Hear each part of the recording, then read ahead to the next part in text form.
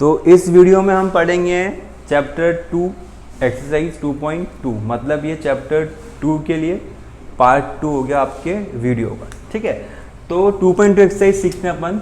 तो एक्सरसाइज 2.2 जो है, एक्सरसाइज 2.2 जो है वो आपके बचपन के ज्ञान पे बेस्ड, मतलब 9th क्लास पे बेस्ड। अगर आपने वहाँ पे 2.4 एक्सरसाइज अच्छे से की होगी तो आपको ये चीज़ पहले से आती होगी, और अगर मज़े में रह गए होंगे तो भी सिखा देते हैं। ठीक है, तो वापस चलते हैं बचपन की यादों में। वहाँ पे क्या होता था, एक चीज़ आती थी मिडिल टर्म स्प्लिट। वहाँ पे एक चीज़ आती थी मिडिल टर्म स्प्लिट। तो उसको करने से पहले मैं आपको एक चीज़ बताता हूँ। आपने अगर लास्ट वीडियो देखा है तो मैंने वहाँ पे एग्जांपल लिया था px equal x square minus 5x plus 6। फिर मैंने यहाँ पे p2 पुट किया था तो आंसर 0 आया था, और p3 पुट किया था तो भी आंसर 0 आया था। ये प्रीवियस वीडियो में मैंने कर रखा है। और फिर मैंने बोला था कि इन दो वैल्यूज़ के अलावा x की कोई ऐसी वैल्यू पॉसिबल नहीं है इस क्वेश्चन के लिए कि उसका पुट करने पर आंसर 0 आ जाए। तो अब मेरा क्वेश्चन ये है कि यहाँ तो मुझे पता था कि 2 और 3 पुट करने पर आंसर 0 आ रहा है, भले आपको पता नहीं था, मुझे तो था, तो मैंने पुट कर दिया। लेकिन हर क्वेश्चन का आंसर 2 और 3 पे आए जरूरी थोड़ी है। मान लो इसका आंसर आता 10 पे, तो क्या आप x इक्वल 1 2 3 4 5 6 7 8 9 10 तक पुट करते? नहीं, ऐसे तो अपन पागल हो जाएंगे। किसी का आंसर 100 पे आएगा, x इक्वल 100 पे 0 हो रहा है, तो ऐसी वैल्यूज पुट नहीं करते हैं। ये जो वैल्यूज निकली हैं इनको निकालने का एक तरीका है, और उस तरीके का नाम क्या है? Middle term split. उस तरीके का नाम क्या है? Middle term split. तो अपन मिडिल टर्म स्प्लिट सीखते हैं, फिर आपको सब क्लियर हो जाएगा। तो अपन बेसिक क्वेश्चन से स्टार्ट करते हैं। उससे पहले अपन देखते हैं कि मिडिल टर्म स्प्लिट जो है वो आपको लगता है क्वाड्रेटिक पॉलिनोमियल के लिए। क्वाड्रेटिक पॉलिनोमियल मतलब होता है x square plus b x plus c. ये उसकी स्टैंडर्ड फॉर्म में, जहाँ पे एक्स की मैक्सिमम पावर 2 है, कोफिशिएंट ऑफ एक्स स्क्वायर ए है, कोफिशिएंट ऑफ एक्स बी है, और जो कांस्टेंट है वो सी है। कोफिशिएंट मतलब क्या? एक्स स्क्वायर के साथ क्या लिखा है? ए, तो कोफिशिएंट हो गया एक्स स्क्वायर का। एक्स के साथ क्या लिखा है? बी, तो कोफिशिएंट हो गया एक्स का। और अकेला जो है जिसका ना एक्स एंड एक्स स्क्वायर है कोई नहीं है, तो जो अकेला है वो क्या होता है? आपका कांस्टेंट होता है। तो फिलहाल इसकी डिग्री कितनी है? 2। तो ये क्या होगा? आपका क्वाड्रेटिक पॉलिनोमियल। तो इस क्वाड्रेटिक पॉलिनोमियल को सॉल्व करने के लिए बना आपका मिडिल टर्म स्प्लिट। तो शुरू करते हैं अपन कि x square plus 5x plus 6, इसको सॉल्व करना है यूजिंग मिडिल टर्म स्प्लिट। मतलब x की वैल्यूज बताओ जिनको पुट करने पर आंसर 0 आ जाए, लेकिन तुक्के मार के नहीं, पूरा तरीका बताओ तो बता देते हैं। ठीक है, तो पहली स्टेप क्या है कि ABC पता करो। फर्स्ट स्टेप क्या है आपकी? ABC पता करो। तो बताओ a कितना है जो एक्स स्क्वायर के साथ लिखा है? तो एक्स स्क्वायर के साथ क्या लिखा है? कुछ नहीं लिखा, तो 1, सबका मालिक 1। ठीक है, फिर b कितना है कि x के साथ क्या लिखा है? 5। b मतलब x के साथ क्या लिखा है? मैं यहाँ से कंपेयर कर रहा हूँ सब, है ना। और जो कांस्टेंट है वो क्या है? आपका c। तो ABC निकल गए, पहले स्टेप खत्म। क्लियर? सेकंड स्टेप वो ये कहती है कि फर्स्ट टर्म को लास्ट टर्म से मल्टीप्लाई करो। ये है फर्स्ट टर्म, ये है लास्ट टर्म, या फिर a को c से मल्टीप्लाई करो और बताओ कितना आया। a को c से मल्टीप्लाई करो, कर दिया, कितना आया? 6 आया। ठीक है, थर्ड स्टेप ये बोलती है कि a को c से मल्टीप्लाई करने पे क्या आया? कि 6 आया। अब खेल सुनना, यहीं से शुरू होता है कि फर्स्ट टर्म को लास्ट टर्म से मल्टीप्लाई करो, और जो नंबर आए उसके फैक्टर्स करो। और उसके फैक्टर्स करो मतलब क्या? उसके फैक्टर्स ऐसे करो, उसको 2 ऐसे नंबर के मल्टीप्लाई की फॉर्म में लिखो कि उनको मल्टीप्लाई करने में तो 6 आए, लेकिन उन नंबर्स को ऐड करने पे या माइनस करने पे कितना आए? जो मिडिल में लिखा है, और मिडिल में क्या लिखा है? यहाँ पे 5 लिखा है। मिडिल में आए, क्यों आए? मिडिल टर्म पे क्यों अटके? क्योंकि पढ़ क्या रहे हैं? Middle term split. तो पूरा खेल जो मिडिल टर्म को कैसे ब्रेक करो उस पर चलता है। तो दोबारा शुरू करते हैं कि a को c से मल्टीप्लाई करने पे जो नंबर आ रहा है यानी कि 6, तो 6 के आपको ऐसे फैक्टर करने कि उन फैक्टर्स को मल्टीप्लाई करो तो कितना आए? 6 आए, और उन फैक्टर्स को ऐड करो या माइनस करो तो कितना आए? जो टर्म आपके बीच में लिखी दैट इज 5 इस क्वेश्चन के लिए। ठीक है, तो मल्टीप्लाई करने पे 6 आए, तो क्या होंगे फैक्टर्स? 2 × 3, क्योंकि सबसे पहले जो 2 है, जो 6 है वो आपके किसकी टेबल में आता है? 2 के टेबल में आता है। कितनी बार में आता है? कि 3 टाइम में आता है। 2 3 जो हो गया आपका 6। अब क्या इन फैक्टर्स को ऐड करने पे या माइनस करने पे 5 आ रहा है? बिल्कुल आ रहा है। 2 + 3 कितना आ रहा है? 5। तो आपका ये जो यहाँ तक की स्टेप्स है, इन सब का क्या पर्पज़ है? इन सब का पर्पज़ ये है कि 5 जो लिखा है उसको मैं कैसे ब्रेक करूँ। 4 + 1 लिखूँ, 6 - 1 लिखूँ, 7 - 2 लिखूँ या 2 + 3 लिखूँ? तो क्या लिखूँ? 2 + 3 लिखूँ। क्यों लिखूँ? उसके लिए रामायण। क्लियर है? तो आप पुट करते हैं x² का x² प्लस का प्लस 5 का मतलब, अब ब्रैकेट जरूर लगाना, ये ब्रैकेट जरूर लगाना। 5 को अपन ने क्या लिखा है? 2 + 3 ब्रैकेट जरूर लगाना, नहीं तो फिर बाद में बड़ा पछताओगे। ठीक है, ब्रैकेट जरूर लगाना हमेशा। और प्लस 6 का 6, उसके बाद x² प्लस x को अंदर मल्टीप्लाई करते हैं तो कितना आएगा? 2x + 3x + 6। x दोनों को मिलेगा, इस 2 को भी मिलेगा, इस 3 को भी मिलेगा, क्योंकि बंटवारा बराबर में होता है, याद रखना। ठीक है, अब 4 टर्म बन गई क्या? ये लाइन में बार बार सुनोगे आप अपने मुँह से। देखो 4 टर्म बन गई ना, 1 2 3 4, 4 टर्म बन गई। तो शुरू की 2 और लास्ट की 2 की पेयरिंग करो, शुरू की 2 लास्ट की 2 टर्म की पेयरिंग करो। इनमें से कुछ कॉमन निकल रहा है क्या? देखो यहाँ पे लिख रहा हूँ मैं x² plus 2x plus 3x plus 6।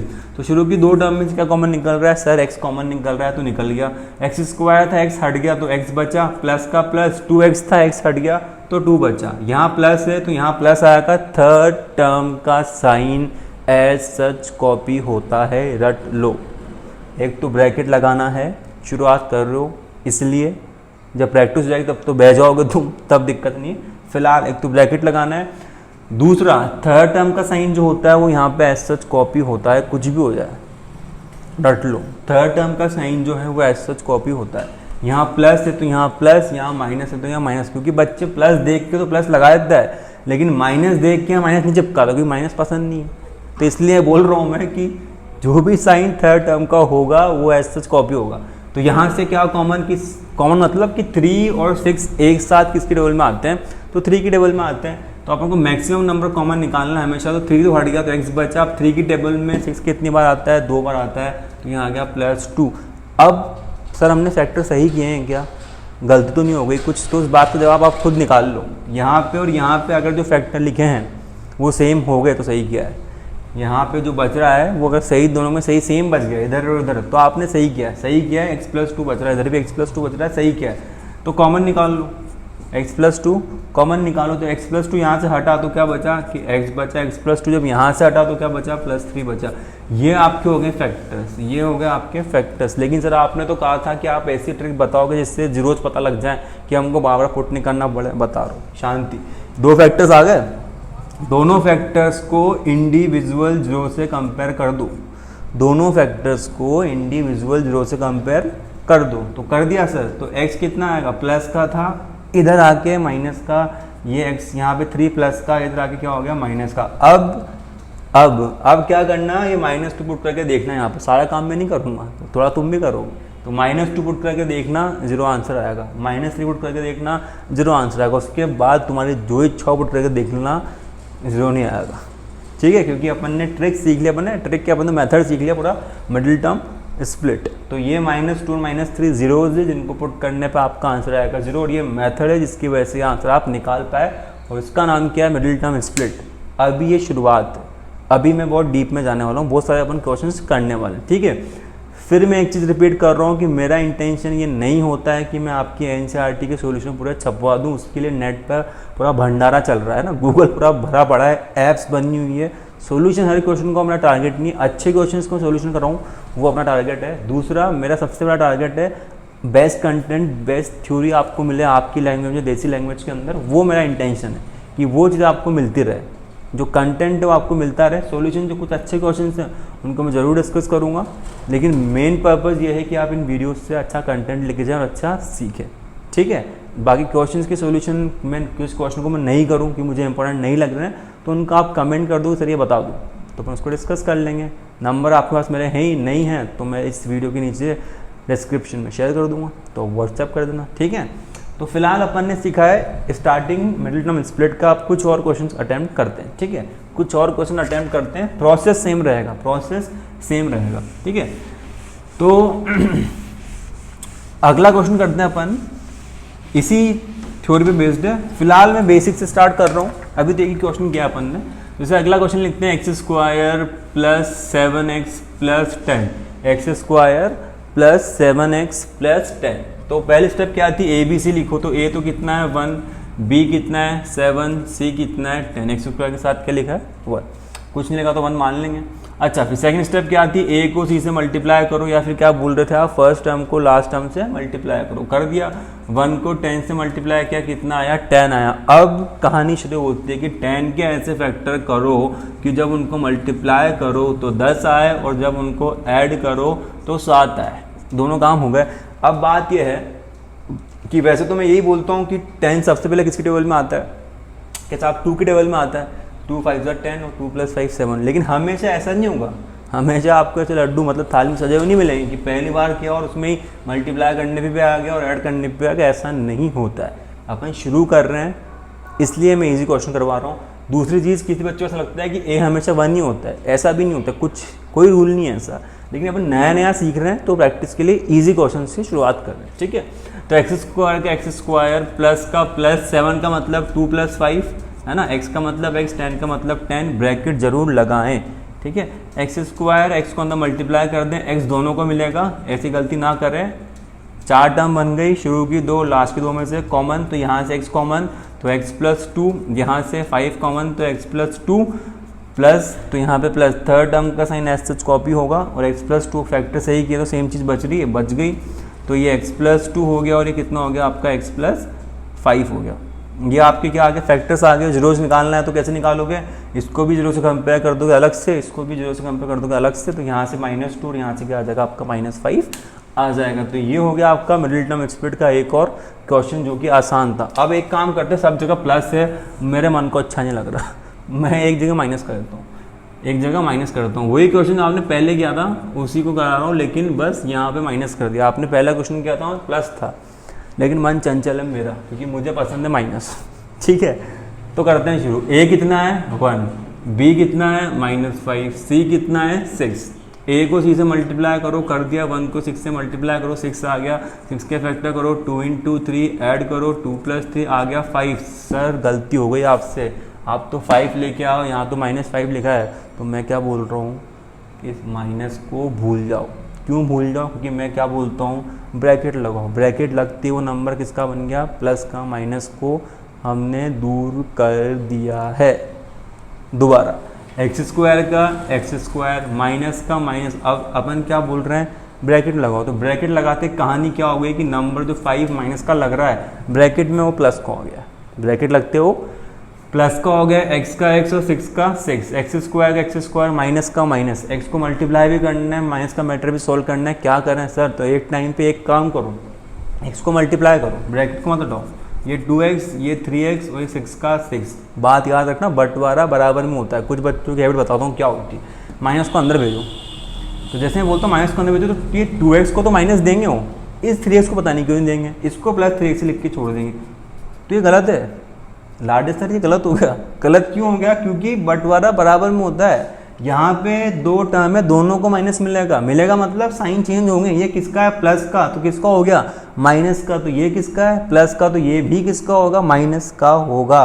तो यहाँ पे मेरे दोस्त माइनस कर दो, समझे। अब कितनी टर्म, 1 2 3 4, शुरू की 2 लास्ट की 2 में से कॉमन निकाल लो। क्या कॉमन निकल रहा है, x, तो क्या बचा x -2, माइनस तो माइनस, थर्ड टर्म का साइन एस कॉपी होता है तो होता है। क्या कॉमन, 3 कॉमन, क्या बचा x, यहाँ क्या बचा 2। सर यहाँ साइन क्यों लगा रहे हो आप, क्योंकि मुझे पता है तुम प्लस लगाओगे, मुझे पता है तुम लोग प्लस लगाओगे, लेकिन प्लस नहीं लगेगा क्योंकि आपने माइनस कॉमन निकाल लिया है, तो वो इस प्लस को चेंज कर देगा। माइनस का खेल बहुत प्यारा है, माइनस का खेल बड़ा प्यारा है। तो इसको जब अंदर जाता है तब भी साइन बदलता है, जब बाहर निकलता तब भी साइन बदलता है। अंदर जाएगा तब भी साइन बदलेगा, बाहर निकलेगा तब भी साइन बदलेगा, क्योंकि बाहर निकला मतलब कॉमन निकाला है। कॉमन निकल रहा है तो प्लस का माइनस, और माइनस होता तो प्लस। छा गए, बिल्कुल छा गए। बस बह जाना है, रुकना नहीं है, बस बह जाओ। तो x - 2 कॉमन, तो यहाँ पर कितना आ जाएगा, x - 3 आ गया आपका आंसर। जीरोस क्या होंगे, इसको जब जीरो से कंपेयर करोगे 2, इसको जब जीरो से कंपेयर करोगे तो प्लस का 3, जीरोस क्या हो गए 2 और 3, जीरोस क्या हो गया आपके 2 और 3। ठीक है, समझ रहे हो, मज़ा आ रहा है। चलो आगे बढ़ते हैं, फिर अपन आगे शुरू करते हैं, कुछ और धमाकेदार क्वेश्चन करते हैं, थोड़ा सा अपना जो लेवल है उसको बढ़ाते हैं। ठीक है, तो अगला क्वेश्चन लेते हैं। जैसे मान लो कि 4x² - 4x + 1, ये क्वेश्चन लिया मैंने। 4x² -4x+1, इसको मिडिल टर्म स्पीड से सॉल्व करना करते हैं। a का मतलब 4, b का मतलब -4, c का मतलब 1। अब फर्स्ट टर्म को लास्ट टर्म से मल्टीप्लाई करो, कर दो, कितना आया 4। अब 4 के ऐसे फैक्टर करो कि मल्टीप्लाई करने पे 4 और उन फैक्टर्स को ऐड करने पे भी 4 ही क्यों सर? -4, माइनस का मैंने मैटर सॉल्व कर दिया है, तो b माइनस के बिना क्या है 4 ही। लिखो 4x² माइनस ब्रैकेट में कितना आएगा 2 + 2 x का x प्लस 1 का 1। फिर ये 4x² x को अंदर भेजो तो 2x + 2x + 1। अब माइनस को अंदर भेज दो तो 4x² माइनस 2x + 1। दोनों प्लस के तो दोनों माइनस के, क्या कॉमन निकल रहा है सर? x तो हमेशा ही निकलता है, लेकिन ध्यान से देख 2 भी निकल रहा है ना, तो क्योंकि 2 और 4 एक साथ 2 के डबल में आते हैं, तो 4 में से 2 कॉमन निकला, मतलब 2 2 जा कितना 4x² में से x निकलेगा तो x, 2x पूरा ही बाहर निकलेगा, क्या बचा? कुछ नहीं तो 1। बता रहा ना मेरे दोस्त, 4x² में से 2x कॉमन निकला तो 2 के डबल में 4 2 बार में, x² में से x निकल गया, x बचा, 2x था पूरा ही निकल गया तो क्या बचा? कुछ नहीं, मतलब 1। माइनस था, माइनस ही आएगा, थर्ड टर्म का साइन एज सच कॉपी होता है। 2x और 1 क्या कॉमन है? कुछ नहीं। 2x और 1 क्या कॉमन है? कुछ नहीं। लेकिन आप तो बोलते हो कि 1 और 2 एक साथ किसके डबल में आते हैं? मैं बोलता हूँ 1 की डबल में आते हैं, तो 1 कॉमन, कुछ नहीं मतलब 1 कॉमन। तो यहाँ 2x बचेगा, यहाँ 1 बचेगा, क्योंकि कॉमन तो कुछ निकला ही नहीं, एक तरह से 1 का कोई सेंस नहीं मतलब मल्टीप्लाई के अंदर। लेकिन यहाँ क्या है? प्लस, क्या निकल गया? माइनस, तो साइन क्या हो जाएगा? चेंज। तो ये 2x - 1 और ये 2x - 1 फैक्टर्स आ गए कि सर ये थोड़ा अजीब लग रहा है, इनका x आप निकाल दो, निकाल देते हैं। दोनों फैक्टर सेम है, किसी एक को 0 से कंपेयर कर देते हैं, तो 2x कितना आएगा? माइनस का है तो पहले उधर जाके प्लस का हो जाएगा, उधर मतलब लैंग्वेज है LHS को RHS को इधर उधर करता रहता हूँ मैं, ऐसे बोलता रहता हूँ, ठीक है। ये मल्टीप्लाई में तो किस में जाएगा? डिवाइड में, तो x कितना आ गया? 1/2। लेकिन सर आपने तो बोला था कि 2 आंसर आते हैं, क्योंकि डिग्री 2 है तो 2 ही आंसर आए बेटा, दूसरा भी 1/2 ही है, दूसरा भी 1/2 ही है। तो x की जब आप वैल्यूज लिखोगे तो क्या लिखोगे? 1/2, 1/2, कॉमा लगेगा, ये कॉमा लगेगा, तो इसलिए x के 2 ही आंसर हैं, भले सेम है बट हैं वो 2। क्लियर है? तो ये एक और क्वेश्चन हो गया आपका, ठीक है। अब एक क्वेश्चन और